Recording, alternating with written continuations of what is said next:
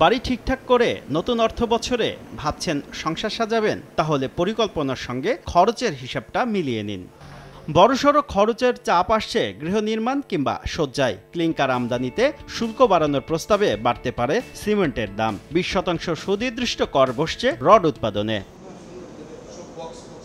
দেশীয় refrigerator, freezer কিংবা AC কিনতে পাবেন না স্বস্তি। ভ্যাট অব্যাহতি তুলে দেয়, বাড়বে দাম। 5% ভ্যাট আরোপে blender, juicer, mixer, electric kettle, iron, rice কুকারে যোগ হবে বাড়তি খরচ। দাম বাড়ছে ওয়াশিং মেশিন, মাইক্রো ও ইলেকট্রিক ওভেন আর এলপিজি সিলিন্ডারের। প্লাস্টিকের আসবাবপত্রে 7.5% থেকে ভ্যাট বাড়িয়ে করা হচ্ছে দ্বিগুণ। টেনশন কমাতে সিগারেট ফুঁকবেন, তাতে পকেট পুড়বে, কারণ বাড়বে সিগারেটের দাম।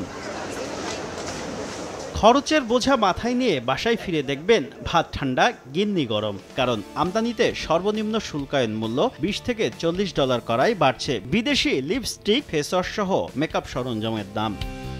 ফ্রেশ হতে যাবেন, বাড়ছে ব্লেড ও সাবান শ্যাম্পুর দাম। সন্তানের হাতে খেলনা তুলে দিতেও বাড়তি খরচ হবে আপনার। বেশি দামে কিনতে হবে বিদেশি চকলেটও। এত চাপের মধ্যে আসছে বাজেটে খানিকটা স্বস্তি দিতে পারে দ্রব্যমূল্য।